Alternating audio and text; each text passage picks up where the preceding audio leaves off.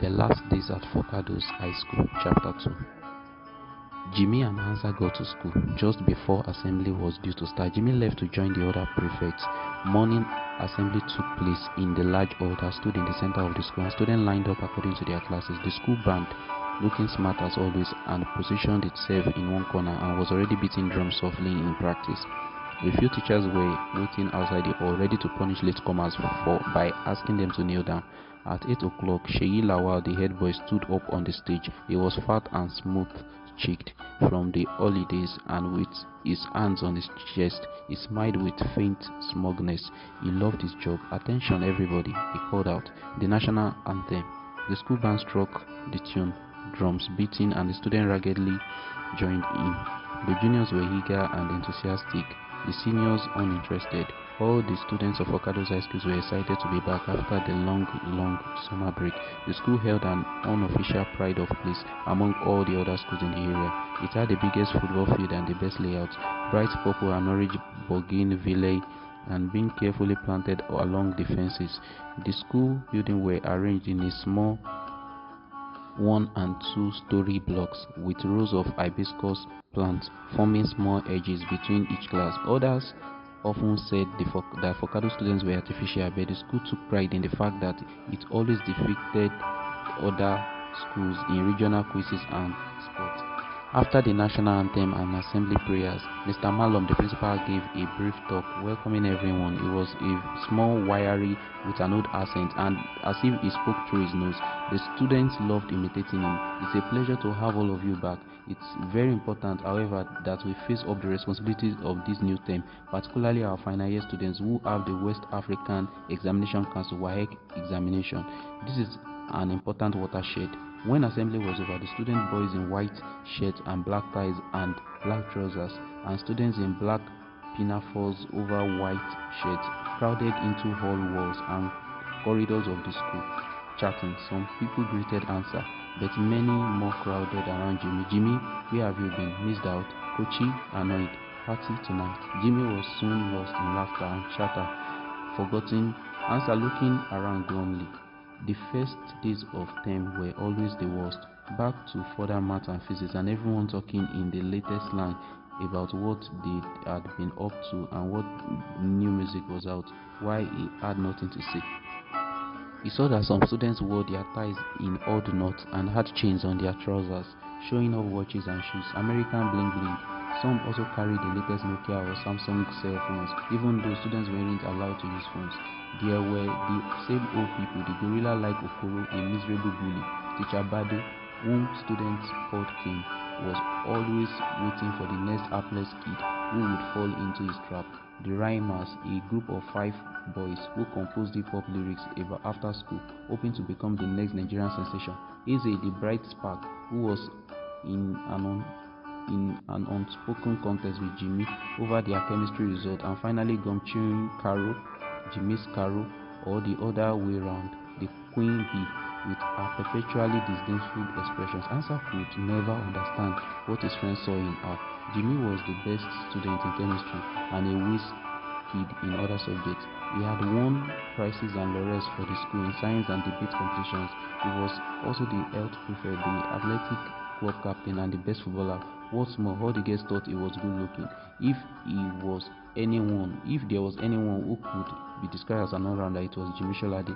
Some people have all the luck, thought Answer, but Jimmy was such a friendly, likable person that people were hardly envious of him.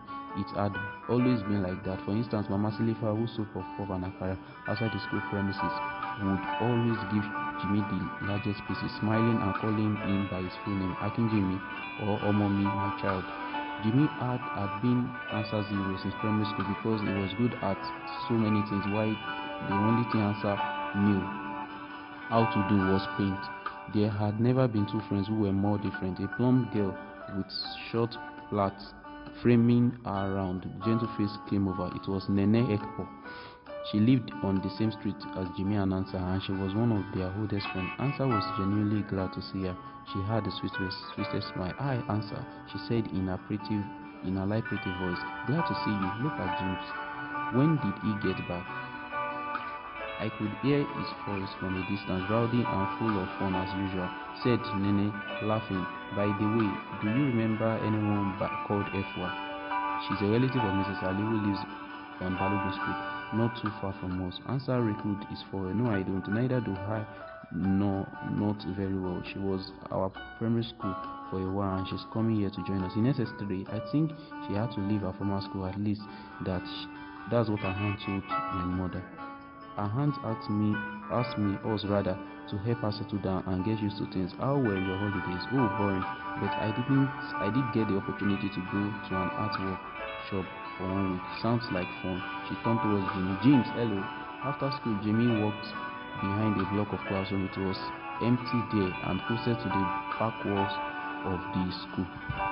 Several huge Castorean trees loomed there, and except for the occasional rustling dove, all was quiet. Jimmy put on his earpiece and turned on his iPod until loud hip-hop music filled his ears.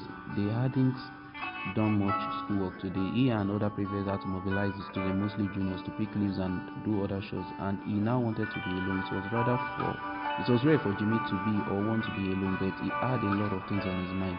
Wale had returned. There was a time when he and his brother had been very close, standing together against the savage bullying of their oldest brother Femi.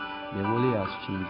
He had been expelled from 2 different schools and kicked out of university for reasons Jimmy didn't fully understand. The last time Wale had been home, he had falsified his father's signature and made away with a lot of money. That was something Papa Sholade could never forgive. Never. He had been so furious when he discovered Jimmy and Wale still saw each other secretly that he had even sent Jimmy away to Ibadan for the holidays. He said he didn't want Jimmy under Wale's bad influence. Now his father was increasingly in a bad mood, growling at everyone and blaming Mrs. Sholade for spoiling them, as if Jimmy had ever done anything bad, not like Wale anyway. His mother too seemed tired and harasses all the time. I'm not just not feeling too good.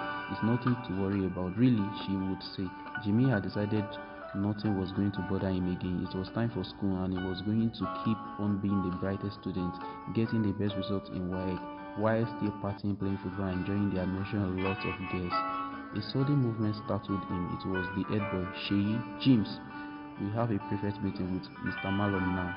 As they got to the office, 2 people came out. One of them was a middle-aged woman dressed in an expensive Iran buba. Her gele was huge. The 2 boys had to bend their head slightly to avoid bumping it. She wore dark sunglasses and her mouth was tightly pursed in a grim, forbidding manner. The other was a girl who was not wearing a school uniform. It was a bit difficult to tell what she looked like because she had an odd expression on her face, as if it was going to be sick. Who are they? Sheyi asked Jimmy. Jimmy shrugged. Don't know.